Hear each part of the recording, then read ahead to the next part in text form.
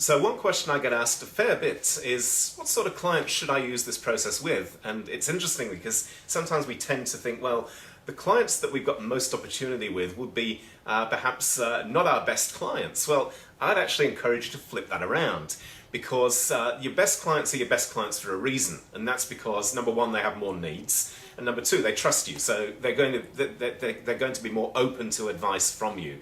But you know, if you're concerned about going to the client and saying, well, we'd like you to go through this process to see if you've got more needs, well, don't do it like that.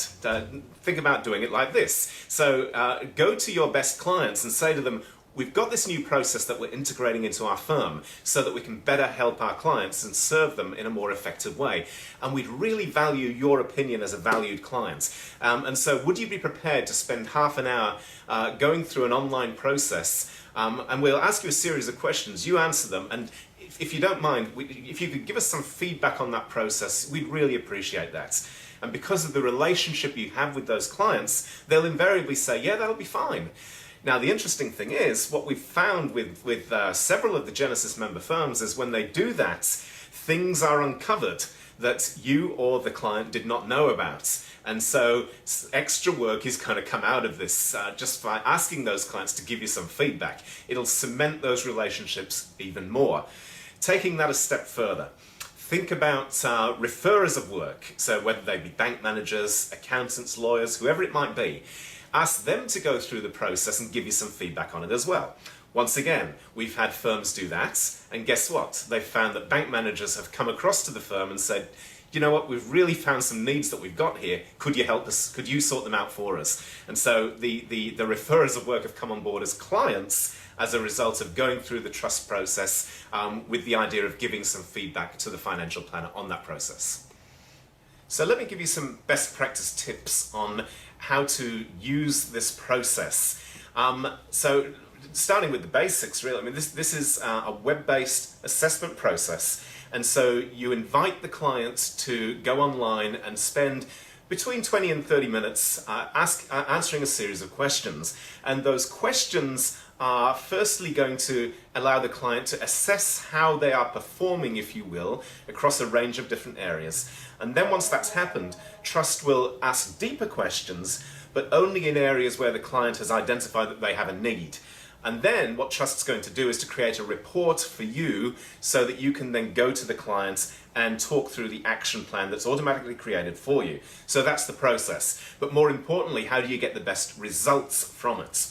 And so, having worked with hundreds of accountants and financial planners on this process, what I observe is that if you invite the client to go through it and then do nothing else, you're going to find 2 or 3 out of 10 will do it.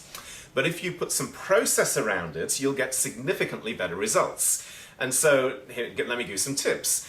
It's really important that the person who owns the relationship calls the client and talks to them about why it's in their best interests to go through this process. And so if this is a client of an accountant that you're working with, then it's important that the accountant picks up the phone or talks to the client in the meeting and explains that this process is designed to ensure that all of the client's needs are being covered off. And that when they go through the process, they're going to get a report with an action plan so that they can understand exactly what it is that needs to happen. If it's your client as the financial planner, then you should make that call. If it's a bank manager's client or another referrer of work, then they essentially own that relationship. So they should talk to the client to position Trust in the client's mind. So that's the first thing. We need to have the relationship owner talking with the client to frame the process for them. The second thing that significantly adds to that 2 or 3 out of 10 is to put a date in the diary with the client. And so if you imagine that we're meeting with the client or talking to the client on a Thursday, then what we say to the client is, we have this new process. I'd like to suggest that you go online and go through this process. When will you have time to do that?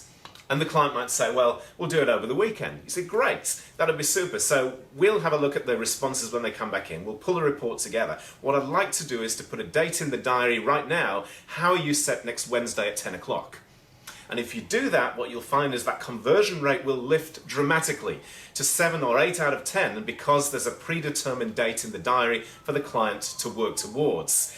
The other thing that works really, really well in a referral sort of relationship is for the planner to say to the referrer, let's call them the accountant, to say, let's just block out a day a month. So this day is yours, Mr. Accountant, Mrs. Accountant, and you can do whatever you want with that day. I'm not going to book any other appointments, and so feel free to book up my calendar with appointments, and then use Trust to set those appointments and generate the leads to meet with the planner.